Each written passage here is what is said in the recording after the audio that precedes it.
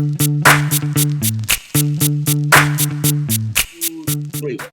Hello, everyone. This is Bruno with a new segment called 10 Minutes or Less with Bruno No BS. A very simple, casual interview. No fancy cameras here. Today, I have the honor to speak with a legend in our roofing industry, my good friend Jason, CEO of Roof Systems. How you doing, buddy? Hey, I'm doing well. Thanks for having us, Bruno.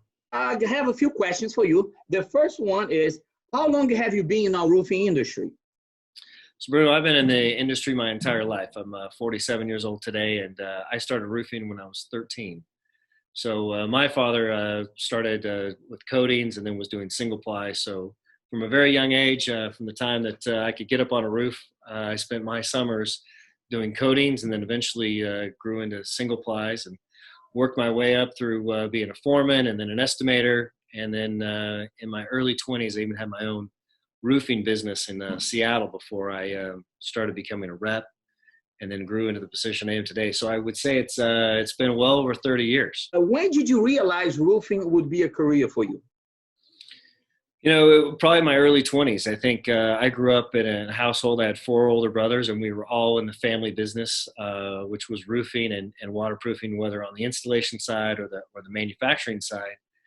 And I believe every one of us said at one time, I never want to be in roofing. And I think when I was in my early 20s that I realized that I had a skill set, a craft, a particular set of knowledge and skills that were marketable. And I loved it. And I started taking a tremendous amount of pride and rather, sitting back and thinking, why did my father get into this? I started to understand of what a gift I had been given, just like someone growing up in a foreign country, that their father was a baker or a tailor or a butcher. You learn the craft of your father. Mine was roofing, and I'm blessed today to have that heritage and that legacy of roofing and realize that I could make a living in it. I need to ask another question. So tell me, what is a PVC membrane?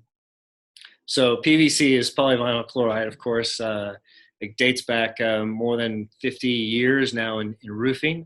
We've been importing PVC. We started in Germany back in 1978 and ran about 20 years before we moved to a North American plant here, which we've enjoyed domestic production, if you will, in North America for the last 22 years. All right. What is the difference between TPO and PVC? Well, that's a moving target. Not bashing, but just like, what's the main difference of a TPO and PVC? So not only the chemical makeup, but I think you have to look at geographically where it's sold. Everyone wants to lean on the heritage and history of Europe, but if you go to Europe, TPO is more expensive than PVC in Europe. It's a premier product. Well, why is that in here in North America, the TPO is half the cost? Well, because it's a drastically different product. TPO here is designed to be above grade. It has to be flame retardant, it has to be exposed to the elements. That's not so much the case in Europe, where it's primarily used in below grade applications, garden roofs and ballasted applications and others. But really, they're very similar in how they look and feel. It's truly how they perform. I think one of the biggest characteristics is the flame resistance. PVC, being polyvinyl chloride, is naturally fire resistant.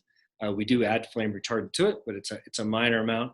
But you can take a PVC, whether it's a day old or 10 years old, and put a match to it, and as soon as you pull away that match, it instantly goes out. Unbelievable. TPO is not the same. TPO, if you put a match to it, it's going to support combustion. It's going to burn. Is it not Class A rated? No, it actually meets all the Class A requirements.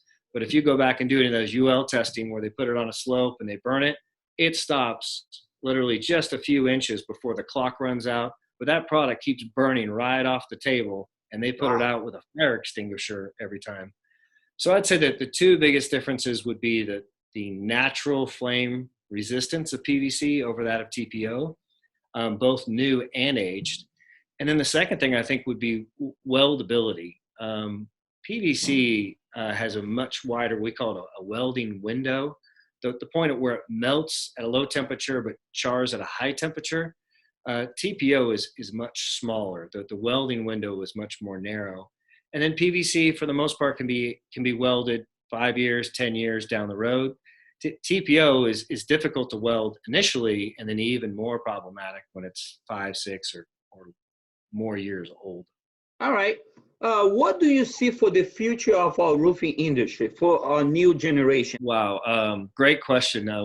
Reed Ribble's done an incredible job of steering the national, I guess, scene of roofing and improving the image. I would love to see roofing reach heights like it is in Europe, where these people are referred to as waterproofing engineers. When you learn roofing in Europe, you learn about slope, you learn about fire retardancy, you learn about wind uplift, all these things. We don't have those sort of luxuries, but it's coming. That's what I see for roofing.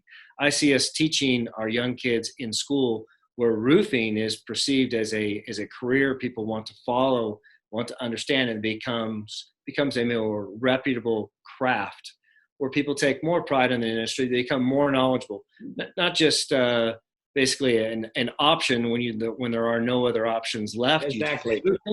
It needs to be something, and can be something that can be something people drive for. They go to college for it or trade school for it. I love Mike Rowe, dirty jobs. I'd love to see people go to trade schools.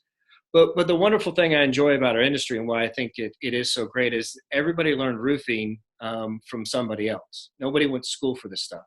Right. So it is an industry where everyone is so open to teach people because it's the same way they were taught. It's the same way they learned. But I would love to see this become more formalized, like we see through the NRCA and their efforts. But I'd love to see it go into trade publications or trade schools where it truly becomes a craft that people take pride in. And it's going to have to come there. I think we're going to need and rely on roofers so much more than we do today, especially when you start talking about more garden roof applications. These are far more technical systems. When you talk about solar array costs 10 times what a roof does. And the roofing systems, people are starting to understand that roof system supports the entire investment of that solar array. So as these roofs become more technical, I think so will the importance of roofing and the role that roofing contractors play. All right. Well, one last question. Any message out there for the people watching these videos, your followers, my followers, it could be towards the coronavirus. Any message out there for anyone?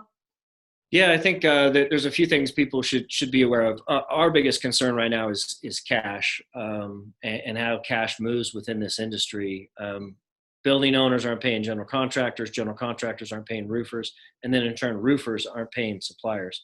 We need to restart that. We need to get the ball moving again as far as money flowing in this market. The way in which to do that, to breed some confidence, is having contractors apply for this PPP, this payment protection program. It's a wonderful stimulus package that helps a lot of contractors get the cash reserves they need so they can start making those payments to distributors and manufacturers again, so we can keep this momentum going or restart our economy. There's a disaster relief program. Trent's done an awesome job at articulating some of these programs. If you go to the NRCA's website, there's a list of these programs. But the disaster relief program provides funds for people that are displaced or have had to work from home like we have for a period of time. But then the last one I'm mostly excited about, and we need to dig into a little bit more, which is this HEROES program. There's a bonus right now that's being floated out there for people just like our roofing industry, our roofing contractors. That the acronym is, or the saying is that all heroes don't wear capes. And it's true, right? You're a roofing professional yourself. You're out there sometimes getting on roofs, right? But I take a tremendous amount of pride in my own tech guys. We have 8 guys that are traveling all over the country, sometimes driving 4, 5, 6 hours away, getting on rooftops to close out a project or to do a job start, and helping those roofing contractors that truly are essential in this marketplace. And I sure hope this HEROES Act or HEROES programs comes true, because there will be a bonus in it for all these essential employees out there that are working so hard. That would be great. Thank you very much. I really appreciate your time, buddy. Nice to see you again, and be safe out there, okay?